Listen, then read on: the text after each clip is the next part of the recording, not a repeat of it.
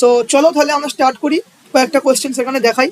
যেমন দেখো প্রথম দিকেই যে কোয়েশ্চেনটা তোমরা দেখতে পাচ্ছ, এইটা আমাদের যে কোয়েশ্চেন্সগুলো রয়েছে, দেখো ফার্স্টে যেরকম কোয়েশ্চেন্স তোমরা এক্সপেক্ট করতে পারো যেটা কীরকম পেপারে কোয়েশ্চেন্স আসতে পারে নর্মালি, যখন তোমরা দেখতে পাচ্ছ সেটা কি, সেটা হচ্ছে দাদা এই যে এরকম টাইপের কোয়েশ্চেন, যে শেপ অফ আমাদের XeF4 মলিকিউলের আমাদের শেপ কীরকম হবে সেরকম একটা কোয়েশ্চেন্স আসতে পারে। তো এই কোয়েশ্চেন্সগুলোর জন্য তোমাদেরকে এখানে দেখা উচিত যে তোমাদের আগে ভ্যালেন্স বন্ডের ইলেকট্রন, লোন পেয়ারের ইলেকট্রন, সেগুলোকে তোমরা ক্যালকুলেট করে এখানে অ্যান্সার দিতে পারো। ঠিক আছে, সেখানে ক্ষেত্রে তোমরা এখানে অ্যান্সার লিখবে। ওকে, XeF4 এর ক্ষেত্রে তোমরা কি পাবে এখানে অ্যান্সার, XeF4 এর ক্ষেত্রে তোমাদের এখানে অ্যান্সার কত হওয়ার কথা, দ্যাট ইজ তোমাদের ভ্যালেন্সে কত হবে আগে সেটা আমাদের এখানে আইডেন্টিফাই করতে হবে সব থেকে আগে। দেন আমরা যাবো হচ্ছে আমাদের আদার সেগমেন্টটায়। ওকে, তারপর আমরা পরবর্তীতে কোশ্চেনটা দেখতে পাবো, দ্যাট ইজ SN1 রিয়াকশন টাইপের ক্ষেত্রে সলভেন্ট কি ইউজ হয়, যেমন হচ্ছে পোলার প্রোটিক সলভেন্ট ইউজ করা হয়। তো এইরকম টাইপসের যে শর্ট কোয়েশ্চেনগুলো হবে, বা যে strength of van der Waals force depends upon which factor, কিছুর উপর ডিপেন্ড করতে পারবে, ইন্টারমলিকিউলার ফোর্স এবং তার যে অ্যাট্রাকশন, যে আমাদের যে সাইজ রয়েছে তার উপর। এবার দাদা এটা কেন হয়, কারণ দেখো নর্মাল ব্যাপারই তাই, যে আমাদের যদি আজকে আমরা একটা নর্মাল একটা কোনো এলিমেন্টকে দেখি, তো সেই এলিমেন্টটার কীরকম আমাদের পসিবিলিটিস থাকতে পারে, যে আইদার এলিমেন্টটা খুব বড় হবে, তাছাড়া এলিমেন্টটা খুব ছোট হবে। এবার যত বেশি আমাদের সাইজ এলিমেন্টের বড় হয়, তত আমাদের একটা প্রবলেম ফেস করতে হয়। সেই প্রবলেমটা কি, প্রবলেমটা হচ্ছে যে আমাদের সেই এলিমেন্টকে অ্যাট্রাক্ট করার যে পাওয়ারটা থাকে, সেই পাওয়ারটা খুব কম হয়, সেটা হলে হবে না। সেই ক্ষেত্রে আমরা এখানে ইউজ করি কি, আমাদের এখানে আমরা বলি যে ভ্যান ডার ওয়ালস ফোর্সেস এমনি কি হয়, ভ্যান ডার ওয়ালস ফোর্স আমরা জানি যে অটোমেটিক্যালি এটা খুব উইক হয় ফোর্সগুলো। তো এই ফোর্সেস উইক হওয়ার পিছনে যেটা মেন রিজন আমরা বলতে পারি, দ্যাট ইজ আমাদের হচ্ছে সেটা আমরা এখানে বলতে পারবো যে আমাদের এখানে যেটা হয়, দ্যাট ইজ আমাদের ভ্যান ডার ওয়ালস ফোর্সেসের ক্ষেত্রে এই দুখানা ফ্যাক্টর কাজ করবে উইক ফোর্সেসের জন্য। তারপরে হচ্ছে তোমাদের যেমন internal energy change for cyclic process কি হতে পারে, দ্যাট ইজ 0। আচ্ছা, আরেকটা যেটা important question, that is effective nuclear charge কি করে আমাদের ইনক্রিজিং করে। এটা মনে রাখবে, always it will increase as per the period. Okay, এরকম টাইপের কোয়েশ্চেন্স হতে পারে। তারপর ধরো এখানে তোমাদের যেমন কোয়েশ্চেন্স হয় বা না হয়, যেমন এখানে মোস্ট ইম্পর্টেন্ট যে কোয়েশ্চেন্সগুলো তোমাদের বারবার আসার চান্সেস হাই থাকে, সেটা হচ্ছে যে all adiabatic reversions lead to a fall of temperature. এবার এটা কি করি, দেখো নর্মালি বোঝো অ্যাডিয়াবেটিক মানেটা কি হচ্ছে, আমাদের অ্যাডিয়াবেটিক রিভার্সনসের ক্ষেত্রে কেসটা কি হচ্ছে, যে আমাদের যখন আমরা এক্সপ্যানশন আর কম্প্রেশন এই দুখানা কেসের কথা বলছি, সেটাই আমাদের অ্যাডিয়াবেটিক রিভার্সনসের কেস হচ্ছে। তো দাদা আমরা একটা জিনিস কি জানি নর্মাল বেসিক কনসেপ্টে, যে যত আমাদের প্রেশার বাড়ে তত কি হয়, প্রেশার বাড়লে তুমি তোমাদের নিজের নর্মাল লাইফ চিন্তা করো না, যত মাথায় প্রেশার বাড়ে তত তোমাদের কি হয়, মাথা গরম বেশি হয়। ঠিক সেম কেস এখানে, প্রেশার যত বাড়বে তার মানে কি করা হচ্ছে, কম্প্রেস করা হচ্ছে। যত কম্প্রেস করা হবে তত টেম্পারেচার ইনক্রিজ করে যাবে। ঠিক আছে, এইটা হচ্ছে প্রথম গল্প। আর দ্বিতীয় যেটা, সেটা হচ্ছে যে আমরা যখন এইটা বলবো, যে দাদা আমাদের যখন, বা স্পেসিফিক্যালি বলতে গেলে কি হবে, যে work is done on system হচ্ছে কেমিস্ট্রি টার্মে বলতে গেলে। আর যখন আমরা এক্সপান্ড করছি, তো তোমরা কি হচ্ছে, আমাদের মাথা ঠান্ডা হয়ে যাচ্ছে, হালকা হয়ে যাচ্ছে। এই হালকা হওয়া মানে কি, টেম্পারেচার রিলিজ করছে, মানে work is done by system হচ্ছে। তো এর ক্ষেত্রে তো আমরা কি বলতে পারি, যে না এখানে আমরা সেটা ডাইরেক্টলি বলতে পারবো না যে আমাদের এখানে সবসময় যেটা ট্রুই হবে, বাট মেইনলি এখানে হ্যাঁ, যে আমাদের যদি এক্সপানশনের কেস হয় তাহলে কিন্তু টেম্পারেচার ফল করবে, আর যদি কম্প্রেশনের কেস হয় তাহলে টেম্পারেচার ইনক্রিজ করবে, এরকম টাইপের কেস।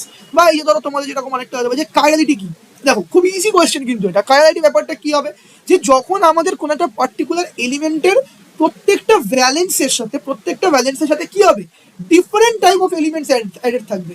এবার তোমরা এইটাকে লেখার পর অবশ্যই একটা এক্সাম্পল দেবে, just like an example is কার্বনের ক্ষেত্রে যদি আমরা বলতে পারি, ধরো এখানে একটা এক্সাম্পল যদি দিই, দ্যাট ইজ সি। এবার এখানে একটা, এখানে একটা, এখানে একটা অ্যান্ড এখানে একটা। ঠিক আছে, একটু স্লো হচ্ছে। তো এখানে ধরো আমি দিলাম হচ্ছে CH3 দিলাম। ঠিক আছে, এখানে দিলাম আমি OH, এখানে দিলাম আমি হাইড্রোজেন, অ্যান্ড এখানে দিলাম আমি CHO, এখানে OH দিয়েছি। ঠিক আছে, এইটা হচ্ছে আমাদের কাইরালিটির কেস। তো মানে দেখো চারখানা হাতে 4 রকম ডিফারেন্ট কম্পাউন্ড থাকবে, দ্যাট ইজ কল্ড কাইরালিটি। ঠিক আছে, এগুলো তোমরা জানো বা বুঝো, ওগুলো পারবে, তোমাদের চিন্তার কোনো ব্যাপার নেই এখানে। ঠিক আছে, আচ্ছা হ্যাঁ, এবার যেগুলো যে অর্গানিকের ক্ষেত্রে যে কেসেসগুলো হয়, যে তোমাদের এরকম টাইপের একটা রিয়াকশন দিয়ে দিতে পারলো, যেমন তোমরা এখানে জানোই কি হবে, যদি ফেনলের সাথে ব্রোমিন অ্যান্ড CH2 আমরা রিয়াকশন করি তাহলে কি পাবো, তাহলে এখানে আমরা কি পেতে পারি, দ্যাট ইজ অর্থোব্রোমোফেনল আর প্যারাব্রোমোফেনল পাবো। ঠিক আছে। বাট যদি পরের কোয়েশ্চেনটা তোমরা দেখো, যেখানে যদি মানে তাহলে এক্স আর ওয়াই আমরা কি পেয়ে যাবো, অর্থব্রোমোফেনল ফেনল আর প্যারাব্রোমোফেনল। বাট যদি আমরা এখানে ব্রোমিন ওয়াটার দিই তো কি হবে, তাহলে এখানে আমরা কি পাবো, দ্যাট ইজ আমরা যেটা পাবো সেটা আমরা পাবো হচ্ছে আমাদের 2,4,6 ট্রাইব্রোমোফেনল। এইটাও একটা এরকম করে তোমাদের জিনিস ডিসকাশন করা হতে পারে। ঠিক আছে। তারপর তোমাদের এরকম কোশ্চেন আসতে পারে যেটা তোমরা জানো, আমাদের এই কি বলা যায় যে আমাদের মেসো আইসোমার এন্ড রেসিপিক মিক্সচার্স এর মধ্যে আমাদের ডিফারেন্স কি। দেখো নর্মালি কি হতে পারে, মেসো আইসোমার আর রেসিপিক মিক্সচার্স এর মধ্যে ডিফারেন্স কি হয়, এটা যে মেসোর ক্ষেত্রে কোনো কাইরাল সেন্টারটা অনেক বেশি থাকে, internal plane of symmetry present থাকে, অপটিক্যালি ইনঅ্যাক্টিভ হয় এগুলো। বাট রেসিপিক মিক্সচার কি হবে, এখানে এনানসিওমার পাওয়া যায় উইথ 1:1 রেশিও, মানে দুরকম আমরা এনানসিওমার এখানে পেতে পারি। That is the main point. কোনো প্লেন অফ সিমেট্রি থাকবে না, মেসোর ক্ষেত্রে সিঙ্গেল কম্পাউন্ড তৈরি হবে, এখানে মিক্সচার তৈরি হবে। এখানে আমরা যেটা বলি যে রেসিপিক মিক্সচারের ক্ষেত্রে এক্সটার্নাল কম্পেনসেশন তৈরি হয়, বাট মেসো কম্পাউন্ডের ক্ষেত্রে ইন্টারনাল কম্পেনসেশন তৈরি হয়। এই সমস্ত পয়েন্টসগুলোকে তোমাদের এখানে বলতে হবে এবং মাথায় রাখতে হবে, তাহলেই হবে। ঠিক আছে। তারপর এইটা কিন্তু প্রচন্ড ইম্পর্টেন্ট কোয়েশ্চেন, যেটা হচ্ছে আমাদের সিনথেসিস অফ প্যারাসিটামল। আবার এরকমই একটা কোয়েশ্চেন তোমরা যদি এখানে দেখো, আই গেস এইখানেই ছিল, একবার দেখে নি জাস্ট আমি। দেখো সিনথেসিস অফ অ্যাসপিরিন, এই সমস্ত রিয়াকশনগুলো দিয়ে তোমাদের কোয়েশ্চেন্স আসতে পারে। অ্যান্ড এই যে কোয়েশ্চেনটা, এটা প্রচন্ডবার এসছে, আমাদের অন্ততপক্ষে দুবার আমি এখানে দেখাতে পারি তোমাদের কোয়েশ্চেনটা এসছে যে van der Waals constant A and B এদের সিগনিফিকেন্সগুলো কি। দেখো van der Waals constant A and B এর এখানে সিগনিফিকেন্স কি হচ্ছে, দেখো এ মেনলি কার সঙ্গে রয়েছে, এ আমাদের রয়েছে হচ্ছে আমাদের P plus A by V square into V minus B is equal to RT for 1 mole. তো এখানে কি হয়, বি ন্যাচারালি ভলিউমের সঙ্গে রিলেটেড থাকে। তার মানে আমার যদি বি তখনই আমার এখানে চেঞ্জেস হবে যখন আমার ভলিউমটা চেঞ্জ করবে। ঠিক আছে। তো সেইটাকে ধরে আমরা এখানে বলতে পারি যে বি এর ক্ষেত্রে কেসেসগুলো এরকম হবে। এর ক্ষেত্রে কি কেস হবে, এটা আমাদের মেইনলি প্রেশার টার্মের সঙ্গে থাকবে। ক্লিয়ার, এটা আমাদের প্রেশার টার্মের সঙ্গে থাকবে। অ্যান্ড যখন সেটা থাকবে তখন সেখানে আমরা কি বলতে পারি যে সাইজ অফ দ্য মলিকিউল আমার যেরকম চেঞ্জেস হবে সেই মোতাবেক আমার ইন্টার মলিকিউলার ফোর্সেসের জন্য সেখানে আমার ইম্প্যাক্টগুলোকে দেখতে পারা যাবে। ঠিক আছে, বুঝতে পারলে, ক্লিয়ার হলো জিনিসটা। সেশনে যারা যারা পরে অ্যাড হলে তোমরা লাস্ট অব্দি সেশনটা থাকো, আমি পুরো এই যে যেগুলো এখানে ইম্পর্টেন্ট কোয়েশ্চেন যেগুলো আসার চান্সেস অনেক হাই থাকে সেগুলোকে বাদ দিয়ে আমরা এখানে আরো কিছু এক্সপ্লেন করব। ঠিক আছে, আরো এখানে এক্সপ্লেন করব। আমরা একটা ছোট্ট দেখে কি বলা যায় যে সিলেবাসে একটা রিভিশনও করব। ঠিক আছে। আচ্ছা, আর কি হতে পারে, যে এই দেখো দেখেছো আমি এক্ষুনি বলছিলাম যে কাইরাল কার্বনের এই কোয়েশ্চেনটা দেখো কতবার এসছে, দেখো এবারেও এসছে। এটাই বলছি যে এই কোয়েশ্চেনগুলোকে আসতে পারে। আচ্ছা, আর একটা ইম্পর্টেন্ট কোয়েশ্চেন, যে আমাদের যেটা বলেছে যে প্রুফ দ্যাট আমাদের RTC by PCVC is equal to 8/3, এটাও আমাদের প্রুফ করার ক্ষেত্রে কোয়েশ্চেন আসতে পারে। ঠিক আছে, এরকম কোয়েশ্চেন আমাদের মানে আসার চান্সেস প্রচন্ড পরিমাণে হাই থাকে। ঠিক আছে, তো এই ক্ষেত্রে তোমাদের কিরকম কি করা হবে সেটাও বলে দিই একবার একটুখানি ছোট করে, তোমরা বুঝতে পারবে। দ্যাট ইজ যখন তোমাদের এরকম দেবে তখন তোমরা কি করবে, তোমাদের ক্রিটিক্যাল ভলিউম কত হয়, ক্রিটিক্যাল ভলিউম হয় তোমাদের হচ্ছে 3B হয়। ক্রিটিক্যাল প্রেশারের ক্ষেত্রে কত হয়, that is A/27 B square হয়। আর ক্রিটিক্যাল টেম্পারেচার 8A/27 RB হয়।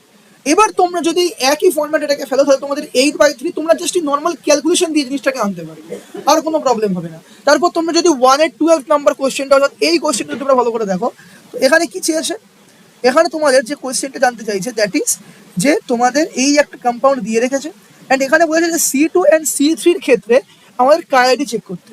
দেখো এখানে C2 এর ক্ষেত্রে OH সেটা উপরে থাকা CHO তার থেকে বেশি প্রায়োরিটি পাবে, CHO গোটা পুরো চেনের থেকে বেশি প্রায়োরিটি পাবে। অ্যান্ড গোটা চেন কার থেকে বেশি প্রায়োরিটি পায়, সব থেকে লিস্ট প্রায়োরিটি থেকে থাকে হাইড্রোজেন নিজে।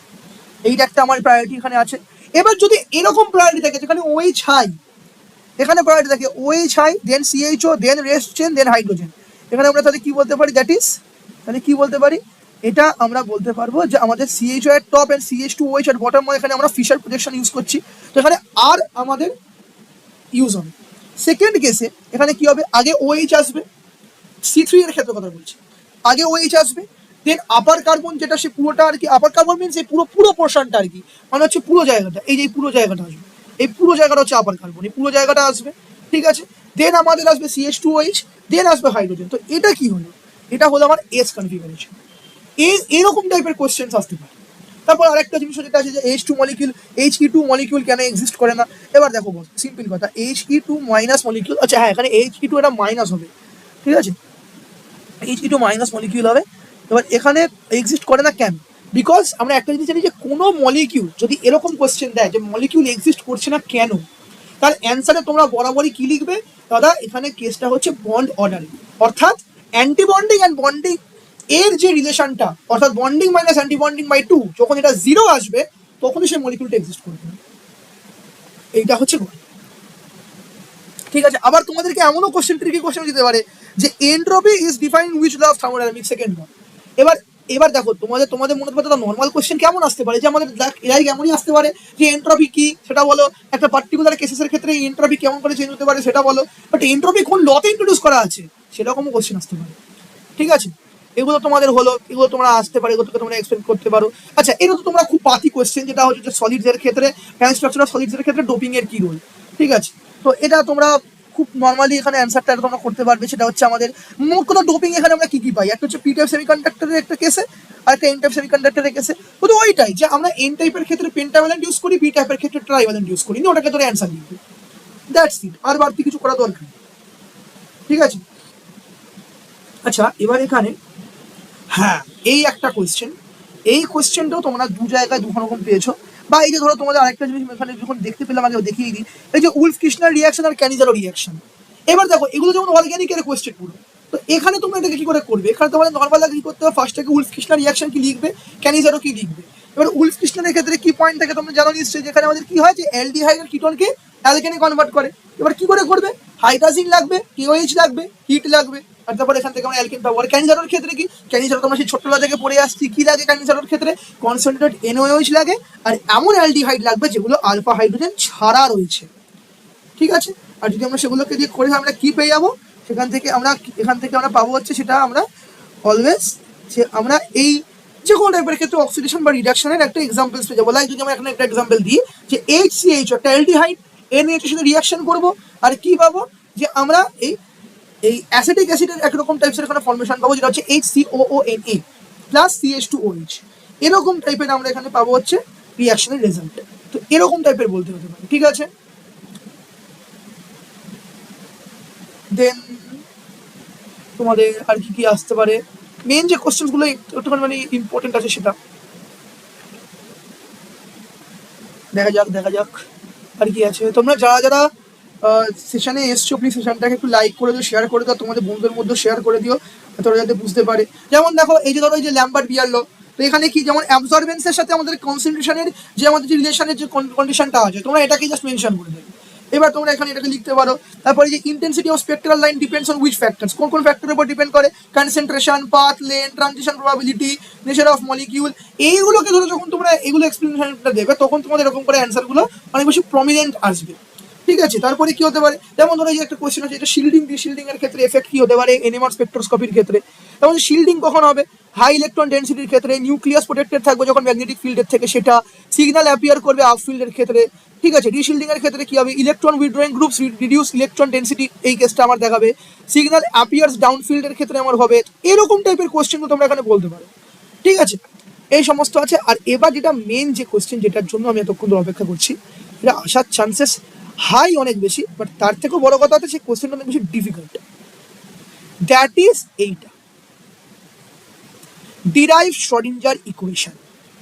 এটা প্রচন্ড পরিমাণে ইম্পর্টেন্ট একটা কোয়েশ্চেন, প্রচন্ড পরিমাণে ইম্পর্টেন্ট কোয়েশ্চেন। এইটা একটা কোয়েশ্চেন প্রচন্ড পরিমাণে ইম্পর্টেন্ট। আর একটা কোয়েশ্চেন হচ্ছে এইখানে আছে মেনলি, কারণ আমি দেখে নিই, yes, set of Schrodinger equation for a particle in a one dimensional box. ঠিক আছে, এই টাইপের কোয়েশ্চেনগুলোকে ভালো করে পড়বে, প্রচন্ড ঠান্ডা মাথায় কোয়েশ্চেনগুলোকে অ্যাটেন্ড করবে। ঠিক আছে, বোঝা গেল কি বলতে চাইলাম, ক্লিয়ার? এই কোয়েশ্চেনগুলোকে আমি একবার তো একটুখানি বলেও দিই কিরকম কি করতে হতে পারে বা না হতে পারে। ঠিক আছে, দাঁড়াও,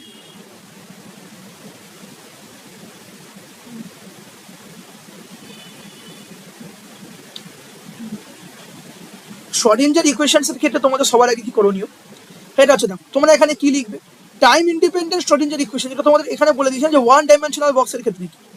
তোমরা একটা জিনিস কি জানো, যে পোটেনশিয়াল এনার্জি যেটা শ্রোডিঞ্জার ইকুয়েশনের ক্ষেত্রে, সেটা আমার জিরো হবে যদি আমার সেই ডাইমেনশনাল বক্সের ভিতরে থাকে পার্টিকেলটা, আর যদি ডাইমেনশনাল বক্সের বাইরে থাকে তাহলে হবে ইনফাইনাইট। এবার এটা কেস, এবার আমরা এখানে তাহলে কি লিখতে পারি, দ্যাট ইজ, ভালো করে শোনো। ঠিক আছে, কি বলছি সেটা হচ্ছে আমাদের H bar square by 2m, পুরোটার আগে minus sign, d two psi by dx2 plus potential energy into psi is equals to E into psi. ঠিক আছে, এবার আমরা কি করে বললাম যে এখানে ওয়ান ডাইমেনশনাল বক্সের ভিতরে রয়েছে পার্টিকেলটা, so that's why potential energy into psi তাহলে কত হবে, পোটেনশিয়াল এনার্জি তো জিরো, তাহলে পোটেনশিয়াল এনার্জি ইন্টু সাই কত হবার কথা, জিরো। তাহলে কি পড়ে রইল, minus h dash square by 2m d2 psi by dx2 equal to E psi. Clear clear okay. এবার আমরা যে minus h dash square by 2mটা এটা আমরা ওই উল্টো দিকে থাকা ই সাই এর সঙ্গে মাল্টিপ্লাই করে দিয়ে কি লিখতে পারি, 2me by H dash square into psi, পুরোটার আগে মাইনাস সাইন আছে, তাহলে এদিকে পড়ে রইল কি d2 psi by dx2 is equals to minus 2me by H dash square into psi. এটাকে আমরা নিয়ে আসবো এদিকে, তাহলে মাইনাসটা কনভার্ট হয়ে যাবে প্লাসে, অ্যান্ড পুরো ইকুয়েশনটা আমার হয়ে যাবে d2 psi by dx2 plus 2me by H dash square into psi equal to 0। এটাই। এবার একটা জিনিস ভালো করে বুঝতে হবে, এটা কি বুঝতে হবে যে আমরা ন্যাচারালি এবার আমরা একটা জিনিস এখানে করি কি, সেটা হচ্ছে যে আমরা এই জায়গাটাতে যেখানে আমরা এই জিনিসটা বললাম যে 2me by H dash square, এটাকে আমরা ধরে নেব কে স্কোয়ার, সাপোজ কে স্কোয়ার ধরে নেব। আর যেটা আমরা অ্যাকচুয়াল যে ইকুয়েশনটা রয়েছে আমাদের সাই এক্স এর, সেটাকে আগে লিখবো that will be a sin kx by b cos kx। এবার এবার এবার এইখানে আমাদের কি করতে হবে, প্রথমত আমাদের একবার এক্স জিরো করতে হবে, যদি এক্স জিরো হয় তাহলে sine K X will be sine zero and the whole thing will be zero, তাই না? সাইন জিরো মানে কি জিরো, তাহলে এ সাইন জিরো মানে জিরো, এ ইন্টু জিরো তার মানে জিরো, আর B cos X cos K X মানে কি বি কস জিরো, কে এক্সটা জিরো হবে কারণ এক্স আমি এখন জিরো জিরো ধরেছি, ঠিক ঠিক ঠিক, তাহলে বি আমি ধরে নিয়েছি, তাহলে এখানে বি ইন্টু ওয়ান, কস কে কস জিরো মানে ওয়ান হয়, বি ইন্টু ওয়ান, এটা গেল একটা। বাউন্ডারি কন্ডিশনসের ক্ষেত্রে আমার সাই জিরো হবে, যখন আমার এক্স জিরো তখনও জিরো হবে, যখন এক্স আমার এল তখনও জিরো হবে। ঠিক আছে, তাহলে একটা কেসে আমার বি জিরো হয়ে গেল। ঠিক আছে, এবার এখান থেকে আমরা তাহলে কি পাবো, যখন সেকেন্ড বাউন্ডারি কন্ডিশনটাকে ধরবো that will be k l equal to n pi. এবার দাদা কেন k l equal to n pi ধরলাম, আর কারণটা কি, সাইকে আমায় জিরো করতে হবে, তো সাইকে জিরো করার জন্য কি করা দরকার, সলিউশনস অফ ট্রায়াঙ্গেল ম্যাথামেটিক্সে পড়েছিলাম দাদা, অ্যাঙ্গেল শুড বি এন পাই, যখনই এন পাই হয়ে যাবে তখনই আমার সাইনের অ্যাঙ্গেলটা কি হয়ে যাবে, সাইনের ভ্যালু কি হয়ে যাবে, জিরো, তাই না? মানে নিজেরাই দেখো এই দাদা, আমরা পাই মানে জানি 180 ডিগ্রি, সাইন জিরো মানে 180, সরি সাইন সাইন জিরো মানে জিরো, সাইন 180 মানে জিরো, 360 মানে জিরো, অ্যান্ড প্রত্যেকটা দেখো পাই এর মাল্টিপল, সো দ্যাটস ওয়াই আমরা প্রত্যেকটা ক্ষেত্রে বলতে পারি যে all will be zero.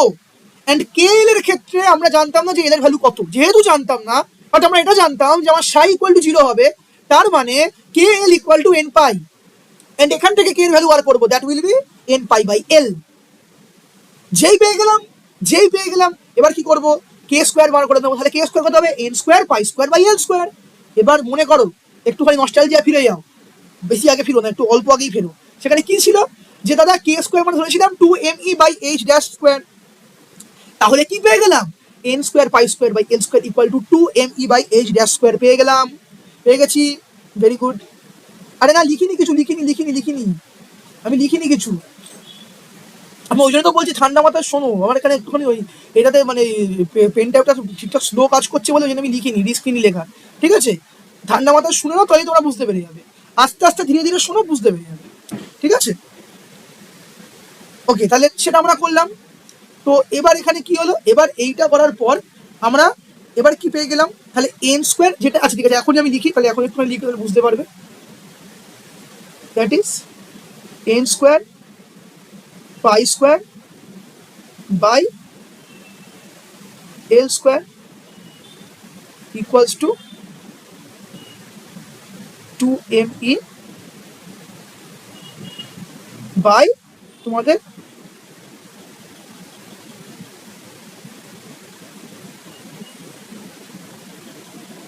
H dash square. ঠিক আছে, এইটা আসবে। এবার দেখো কি বার করতে হবে এখানে, কি বার করতে চেয়েছে আমাদের এখানে মেইনলি এখান থেকে কি দরকার, আমাদের টা দরকার। ঠিক আছে, ওটা পেয়ে গেলেই কাজ হয়ে যাবে। এবার এটার মানে কি, আচ্ছা এটার মানে পরে বার করছি, আগে আগে আমরা এটাকে ইকুয়েশনটাকে সুন্দর করে আনি, আগে এর পার্সপেক্টিভে আগে জিনিসটা আনি। সো দ্যাট উইল বি, এক সেকেন্ড আমি এটা ইনটা একটুখানি ছোট করে নিই। আচ্ছা বাদ, অনেক টাইম লাগবে।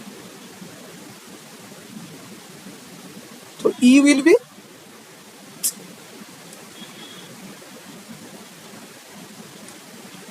জাস্ট আ সেকেন্ড, হ্যাঁ। তো এখানে লিখছি ই আমার কি হবে, ই আমার হবে দ্যাট ইজ, এবার দেখো ভালো করে বুঝো, ই আমার হবে হচ্ছে এন স্কোয়ার পাই স্কোয়ার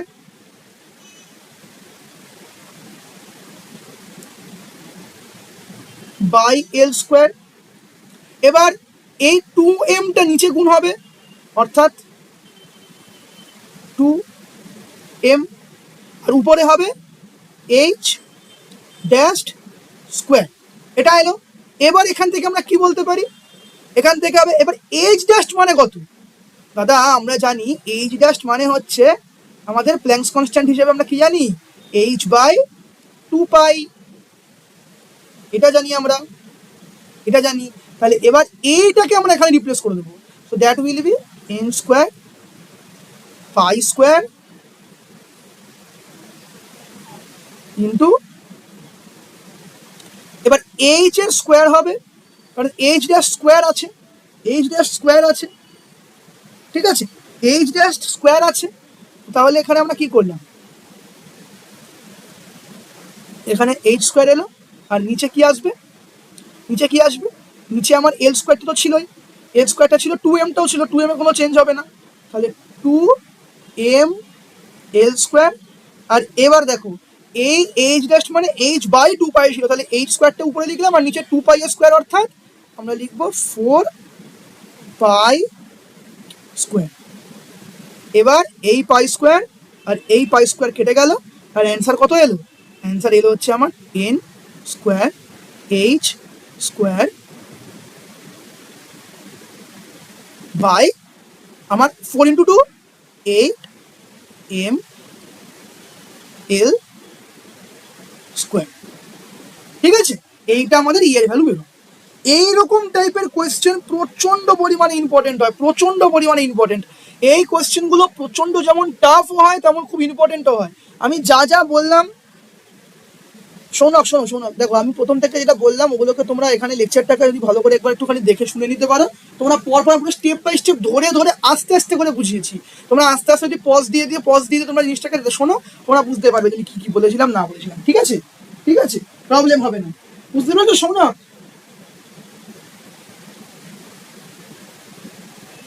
যাদের যাদের সেশনটা ভালো লাগছে পারলে একটুখানি প্লিজ তোমরা লাইক করো, শেয়ার করে দিও।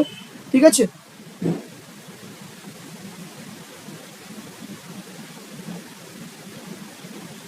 বুঝতে পারলে কি বলতে চাইলাম? মোটামুটি দেখো, মোটামুটি এই জিনিসটাই আছে। আচ্ছা, এবার তোমাদেরকে আমি ওভারঅল একটা তোমাদের আমি যে কি বলে একটা ছোট্ট একটা ব্রিফ ইন্ট্রোডাকশন ডিসক্রিপশন দিয়ে দিচ্ছি যে তোমাদের পুরো টপিকটার কি আছে না আছে। দেখো যে কোনটার আমার লার্জার সাইজ হবে, mg2+ না n3-। এখানে আমি তোমাদেরকে একটা ছোট্ট এক্সাম্পল দিয়ে পুরো জিনিসটা ক্লিয়ার করে দিচ্ছি। mg2+ মানে কি, n3- মানে কি।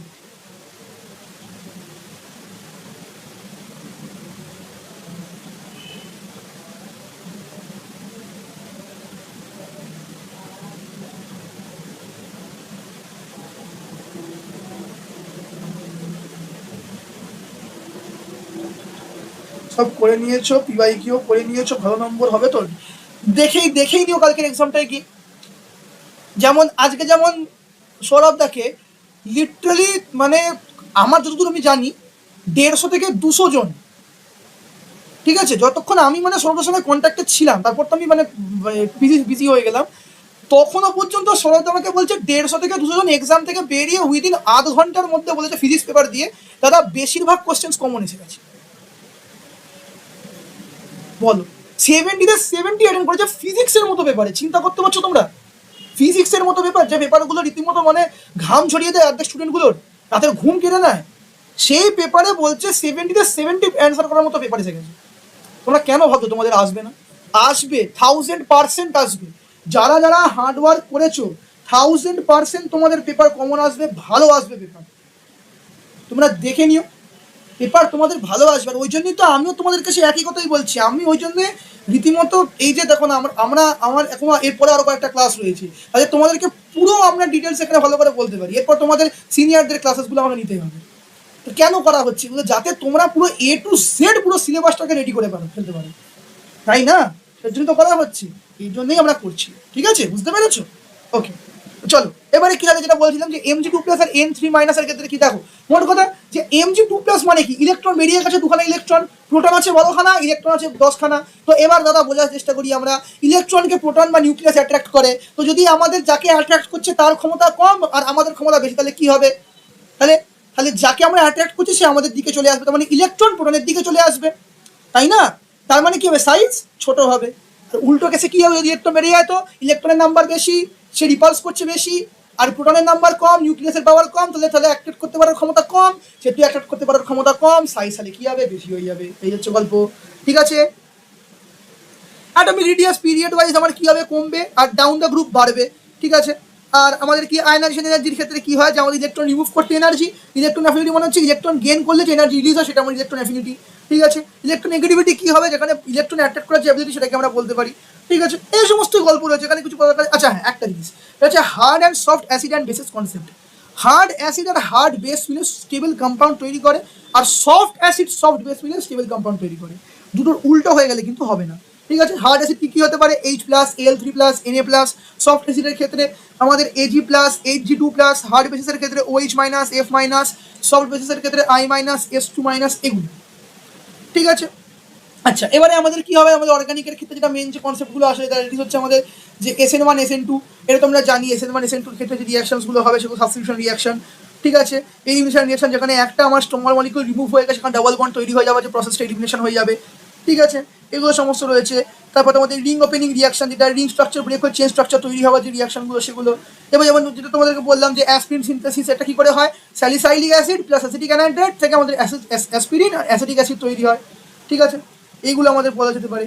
স্টিরিও কেমিস্ট্রির ক্ষেত্রে কি বলতে, যেখানে আমাদের 3 ডাইমেনশনাল অ্যারেঞ্জমেন্ট, যেখানে অ্যাটমসের যেগুলো স্টাডিটা, সেখানে আমরা এটাকে বলতে পারি। এবার এখানে কি হয় দেখো, এখানে আমরা ওয়েজ অ্যান্ড ড্যাশ রিপ্রেজেন্টেশন করতে পারি। সলিড ওয়েজ যেটা হয় সেটা আমরা কি জন্য ইউজ করি, bond coming out of the প্লেনের জন্য, ড্যাশ ওয়েজ হচ্ছে বিহাইন্ড প্লেনের জন্য, স্ট্রেট এন্ড হচ্ছে বন্ড ইন প্লেনের জন্য। এবার এখানে প্রজেকশন কয়েকটা হয়, দ্যাট ইজ আমাদের ফিশার অ্যান্ড হচ্ছে নিউম্যান। ফিশার প্রজেকশনের ক্ষেত্রে কি, যেখানে কার্বোহাইড্রেট অ্যামাইনো অ্যাসিডকে রিপ্রেজেন্ট করতে হয়। ঠিক আছে, আর নিউম্যানের ক্ষেত্রে কনফর্মেশন অ্যানালিসিস বোঝাতে ব্যবহার করা হয়। স্ট্রাকচার আইসোমেরিজম কি, যেখানে molecular formula same but connectivity of atoms different হতে পারে সেটা। ঠিক আছে, তারপরে আমাদের এখানে কি কি হয়, চেন আইসোমেরিজম, অর্থাৎ কার্বন চেনের যে অ্যারেঞ্জমেন্টটা সেটা ডিফারেন্ট হয়ে গেলে যেরকম হবে সেটা। বিউটেন আইসোবিউটেনের গল্প যেরকম হয়। পজিশন আইসোমেরিজম কি, যেমন বিউট 1 ইন, বিউট 2 ইন, এরকম গল্প। ফাংশন আইসোমেরিজমের ক্ষেত্রে কি হয়, যেটা আমাদের ডিফারেন্ট ফাংশনাল গ্রুপই হয়ে যায়। যেমন ধরো C2H6O, এবার এটাকে আমরা CH3O CH3 লিখতে পারি, অর্থাৎ ইথার। আবার CH3 CH2OH এটাও লিখতে পারি, এটা অ্যালকোহল। তো এই একটা ব্যাপার। ঠিক আছে, তারপর স্টিরিও আইসোমেরিজম কি, যেটা হচ্ছে ডিফারেন্ট স্প্যাটিয়াল অ্যারেঞ্জমেন্টে, যেখানে আমার থাকবে বাট কানেক্টিভিটি সেম থাকবে। এখানে দু রকম হয়, জিওমেট্রিক্যাল আর অপটিক্যাল। জিওমেট্রিক্যালের ক্ষেত্রে কি হয়, সিস অ্যান্ড ট্রান্স, যেটা আমরা কি জানি যে সেম সেক্স সাবস্টিটিউশন হলে আমাদের হবে সিস, আর যদি আমাদের অপোজিট সেক্স সাবস্টিটিউশন হলে হবে ট্রান্স। অর্থাৎ কি, সোজা কথা মাথায় রাখবে, যদি দুটো CH3 উপরের দিকে বা যদি দুজনেই নিচের দিকে থাকে তাহলে হবে সিস, আর যদি এই CH3 ওই CH3 কে এরকম করে মানে ডেস্ক চেয়ার এরকম কোনাকুনি তাকিয়ে দিয়ে তাহলে হবে আমার ট্রান্স। সিম্পল কথা। ঠিক আছে, সোজাখুনি মাথায় রাখবে তাহলেই হবে। অপটিক্যাল আইসোমেরিজমের ক্ষেত্রে কি, যেখানে আমরা দু রকমের যে প্লেন পোলারাইজ লাইট রোটেট করতে পারে। ঠিক আছে, সেটার ক্ষেত্রে কি হয়, একটা হচ্ছে ডেক্সট্রোরেটারি, একটা লিভোরোটারি। ডেক্সট্রোরেটারি মানে কি, যেটা লাইটকে রাইট সাইড রোটেট করবে সেটা ডেক্সট্রোরেটারি, আর লেফট অর্থাৎ লিভো। তো লিভোতে কি হবে, যেখানে লাইটটাকে আমরা লেফটে মুভ করতে পারি সেটা। এবার দেখো কাইনেটিক কি, এবার কাইনেটিক ডেফিনেশন তোমরা এখানে কি দেবে, যেখানে আমার কার্বন কম্পাউন্ড বা এলিমেন্টটা আমার মিরর ইমেজটা যেটা সেটা সুপার ইম্পসিবল হবে না, তাকে বলা হয় কাইনেটিক।